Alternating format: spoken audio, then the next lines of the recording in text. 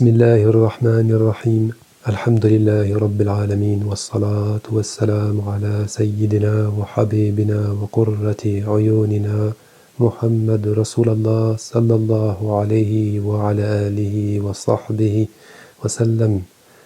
Chers frères et sœurs, assalamu alaikum wa rahmatullah wa barakatuh. Allah nous enseigne dans sa révélation le lien entre le Ramadan et le Coran. Il dit dans Sourate Al-Baqarah: شهر رمضان الذي أنزل فيه القرآن هدى للناس وبينات من الهدى والفرقان. Le mois de Ramadan est celui durant lequel fut descendu le Coran, comme guidance pour les hommes et comme signe évident de la guidance et du discernement. Et le prophète sallallahu alayhi wa sallam, d'autre part, nous a dévoilé, à travers plusieurs hadiths, la qualité unique et particulière du mois de Ramadan. Parmi ses enseignements, il dit notamment أوله رحمة وأوسطه مغفرة وآخره عتق من النار. Le début du Ramadan est miséricorde, son milieu pardon et sa fin affranchissement du feu. Le musulman au cours du mois de Ramadan se voit ainsi accompagné, porté, soutenu dans ses efforts sur le chemin du retour vers Allah.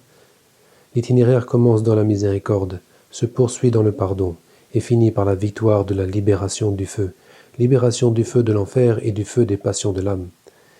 Miséricorde, pardon et salut de l'âme semblent être ainsi les phases successives d'un processus de purification et de transformation spirituelle qui opère dans le cœur, l'âme et le corps même du croyant au cours de ce mois béni. Le mois de Ramadan résume la voie du retour vers Allah. Il résume toute notre vie spirituelle. Nous sommes encore dans cette première décade de Ramadan, dans ce temps auquel Allah a assigné une miséricorde spéciale. Le jeûne devrait justement nous aider à la reconnaître et à la vivre. C'est un moment propice pour contempler les signes de la miséricorde en nous-mêmes et autour de nous, pour méditer avec sérieux sur la réalité profonde et l'ampleur de la miséricorde divine qui est omniprésente, qui entoure et imprègne toute chose. Wa rahmati wasi'at kulla shay'. Ma miséricorde englobe toute chose, dit Allah dans le Coran. Les croyants sincères vivent le mois du jeûne rituel en goûtant la douceur de la proximité divine qui semble être miraculeusement plus intense et plus accessible. وَإِذَا سَأَلَكَ عِبَادِي عَنِّي فَإِنِّي قَرِيبٌ. Quand mes serviteurs t'interrogent à mon sujet, dis-leur que je suis proche. Ils ne font pas l'erreur de se concentrer sur la privation alimentaire ou sur la nuisance physique éventuelle. C'est une épreuve à laquelle Allah nous soumet avec une rigueur apparente, mais qui est en vérité seulement un aspect de sa miséricorde infinie. En d'autres termes, les croyants sincères ne se concentrent pas sur le jeûne, mais sur le Seigneur du jeûne. N'oublions pas en effet à qui appartient réellement le jeûne.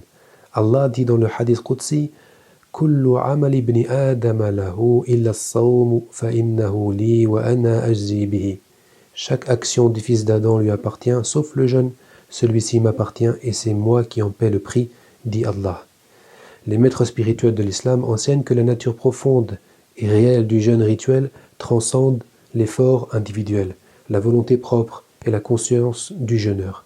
Le musulman jeûneur, la musulmane jeûneuse doivent faire place en eux-mêmes pour accueillir et donner hospitalité à cette réalité secrète et sacrée du jeûne. C'est ainsi qu'ils pourront accéder à une condition d'intimité spirituelle unique avec Allah subhanahu wa ta'ala. Le croyant pourra bénéficier de cette alchimie divine non seulement en s'abstenant de manger, de boire et des autres interdits extérieurs, mais surtout en s'abstenant et en se privant de lui-même, en faisant le sacrifice de son propre ego, en renonçant aux prétentions illusoires d'un mérite personnel. Comment faire pour pratiquer ce jeûne qui appartient à Allah et non notre jeûne personnel? Commencez par purifier son intention avant tout. Innamal a'malu binniyati wa innama likulli imri'in ma nawa. En vérité, les actes dépendent des intentions uniquement, et chacun aura selon son intention, nous dit le hadith. Cette intention s'exprime verbalement par la formule sacrée Bismillahirrahmanirrahim, que nous prononçons avant de jeûner au début du mois et que nous renouvelons chaque nuit de Ramadan. Cette formule indique la disposition intérieure que le musulman devrait adopter au moment de jeûner, de prier, d'agir, de vivre, c'est-à-dire non pas en son nom propre, mais Bismillah, au nom et par le nom d'Allah, dans le rappel de son nom et dans la recherche de sa miséricorde en ce monde et dans l'autre monde. Bismillahir-Rahmanir-Rahim. Et c'est également avec cette disposition intérieure qu'il faut lire le Coran, dont chaque sourate, excepté une, commence justement par Bismillahir-Rahmanir-Rahim. Et le premier verset révélé n'est-il pas Iqra bismi rabbika alladhi khalaq. Lis au nom de ton Seigneur qui a créé. Voici la méthode. Lire au nom de notre Seigneur. Mieux encore, lire au nom de notre Seigneur avec le prophète Muhammad sallallahu alayhi wa sallam, suivant la lecture miraculeuse du Nabi Ummi, du prophète illettré, que Allah a rendu capable de lire, de réciter, de transmettre et de personnifier sa parole. Pour pouvoir bénéficier du miracle de la révélation du Coran, pour pouvoir recevoir la science d'Allah, nous devons suivre l'exemple du prophète en commençant donc par reconnaître que nous sommes ignorants, que nous ne savons pas lire. Ma ana biqari, disait-il, je ne suis pas capable de lire, je ne suis pas de ceux qui lisent. Alors Allah, dans sa générosité infinie, nous guidera et nous enseignera ce que nous ne savons pas. Iqra wa rabbuka al-akram alladhi 'allama bil qalam 'allama al-insana ma lam ya'lam. Lis, et ton Seigneur est le plus généreux. Il a enseigné par le qalam, il a appris à l'homme ce que celui-ci ne savait pas. Suivre la récitation sacrée dictée par Allah, entrer en communication avec le Seigneur des mondes. La récitation du Coran n'est pas un dialogue, c'est un monologue d'Allah qui passe à travers le serviteur. Celui-ci doit s'effacer et faire silence en lui-même pour pouvoir, incha'Allah, être pleinement attentif et à l'écoute de la parole d'Allah sans cesse révélée, pour pouvoir contempler la beauté des manifestations de la miséricorde divine. Le mois de Ramadan nous rétablit dans la conscience et la reconnaissance de ce miracle du Coran qui se manifeste, qui se fait lire, qui se fait entendre, qui se fait toucher, qui se rend perceptible, qui émeut aux larmes, qui adoucit et fait frémir les cœurs, qui déconcerte les intelligences, qui guérit les âmes et les corps, qui renouvelle et augmente la foi des croyants. Le Coran est l'un des signes les plus évidents de la miséricorde d'Allah. Bismillahir-Rahmanir-Rahim. Ar-Rahman, 'allama al-Qur'an, khalaqa al-insan, 'allamahu al-bayan. Le tout miséricordieux, il a enseigné le Coran, il a créé l'être humain, il lui a appris à s'exprimer clairement. Le Coran est la manifestation de la science et de la miséricorde d'Allah. Il est le dévoilement de la science du tout miséricordieux. Et la création de l'être humain est aussi un effet direct de la miséricorde du tout miséricordieux.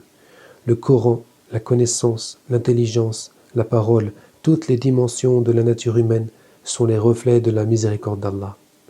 C'est Allah qui enseigne le Coran par sa miséricorde. Ce n'est pas l'homme qui l'apprend grâce à ses propres forces. Comme disait le prophète sallallahu alayhi wa sallam, c'est la miséricorde d'Allah qui nous sauve et ce ne sont pas nos propres actions. Cependant, l'homme doit agir pour se mettre dans les conditions de recevoir cette miséricorde. L'effort qui lui revient est de s'y préparer activement. Inna rahmatallahi qaribun minal muhsinin. La miséricorde d'Allah est proche des bienfaisants.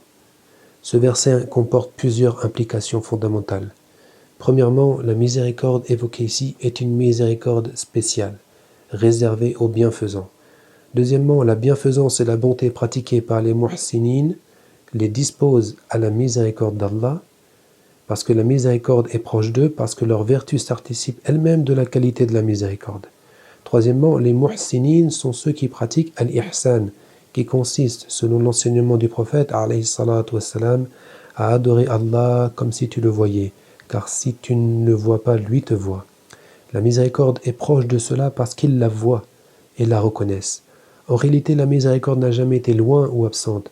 Elle est sans cesse présente. Seulement, c'est nous qui ne réussissons pas à la voir parce que nos cœurs manquent de miséricorde. Ar-Rahimuna yarhamuhumur Rahman. Ceux qui font preuve de miséricorde, le tout miséricordieux leur fait miséricorde, dit le hadith.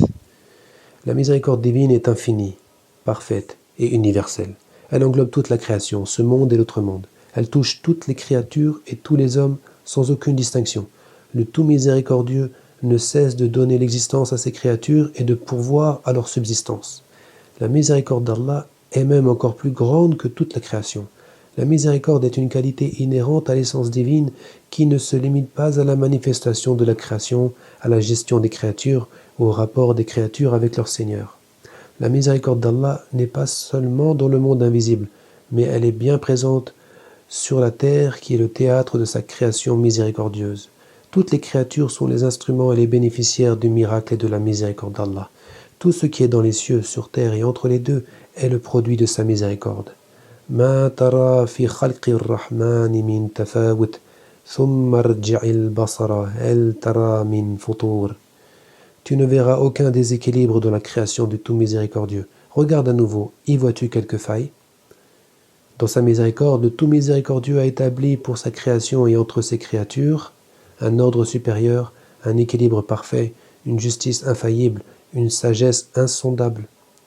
Le prophète sallallahu alayhi wa sallam enseigne: Allah a partagé la miséricorde en 100 parts. Il a gardé 99 parts auprès de lui et en a fait descendre une sur terre. C'est en vertu de cette part de miséricorde que les créatures se témoignent entre elles compassion et affection, au point que la jument lève son sabot de peur d'écraser son poulain. Et Allah est Arhamur Rahimin, est le plus miséricordieux des miséricordieux. C'est pourquoi il faut se rappeler que lui seul connaît et décrète les formes, les temps et les destinataires de sa miséricorde. Le don de la miséricorde d'Allah ne suit pas nécessairement les logiques humaines de cause à effet. La miséricorde divine peut également prendre l'apparence de la rigueur, de l'épreuve et de la douleur. C'est l'un des sens du hadith où Allah dit « Ma miséricorde l'emporte sur ma colère » ou « Ma miséricorde devance ma colère ». La miséricorde d'Allah n'est donc pas absente quand la personne semble traverser des moments de difficulté dans ce monde. La qualité d'Allah ne peut être associée ou réduite aux sentiments humains, ni jugée selon les apparences des situations bonnes ou mauvaises, agréables ou amères. La miséricorde d'Allah n'est pas à la mesure de nos préférences ni de nos intelligences. Dans son commentaire des plus beaux noms d'Allah, l'imam al-Ghazali radiyallahu anhu explique justement, à propos du nom divin Ar-Rahman Ar-Rahim, qu'il ne saurait y avoir de mal absolu. Il y a toujours une part de bien et de miséricorde, directe ou indirecte, visible ou invisible, immédiate ou ultérieure. Seulement, c'est l'incapacité de l'intelligence humaine qui empêche de saisir les aspects plus ou moins évidents de cette miséricorde dans les situations où elle semblerait absente. Il faut croire avec certitude et avec confiance que la miséricorde d'Allah est bien présente. Au-delà de notre vision et de notre conception.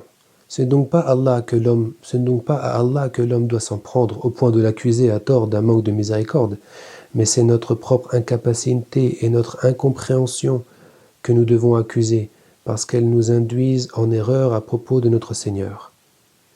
Une des maladies de l'âme, disait le cheikh Abd-Rahman As-Sulami radiyallahu anhu, c'est qu'on se croit être dans la station de la patience alors qu'en fait on est dans une station qui exige la gratitude.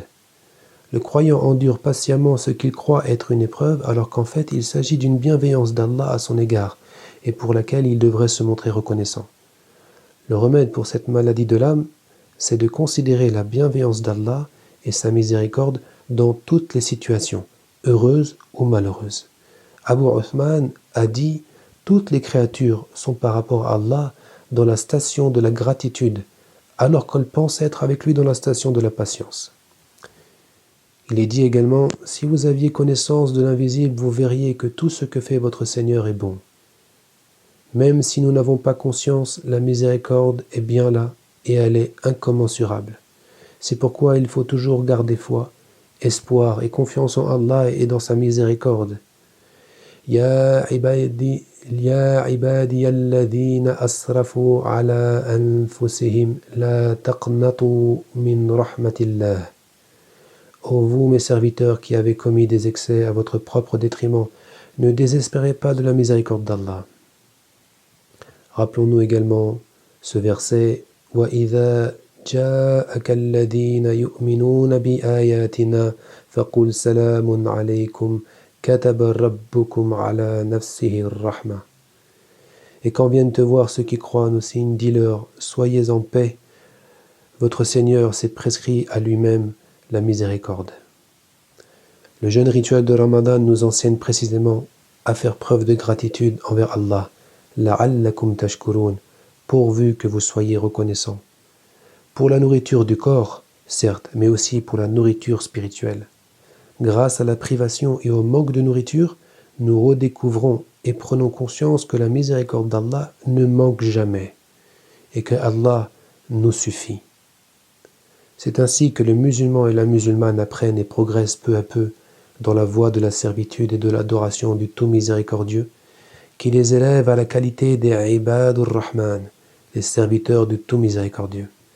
C'est cette servitude pieuse et vertueuse qui permet aux croyants de connaître et de participer à une relation consciente et constante avec la miséricorde divine, grâce à une discipline spirituelle qui dispose leur vie et leur personne au service du rayonnement et du témoignage actif de la miséricorde divine. Les hommes vertueux et les femmes pieuses deviennent ainsi les serviteurs et les interprètes de la miséricorde d'Allah. وَعِبَادُ الرَّحْمَنِ الَّذِينَ يَمْشُونَ عَلَى الْأَرْضِ هَوْنًا وَإِذَا خَاطَبَهُمُ الْجَاهِلُونَ قَالُوا سَلَامًا.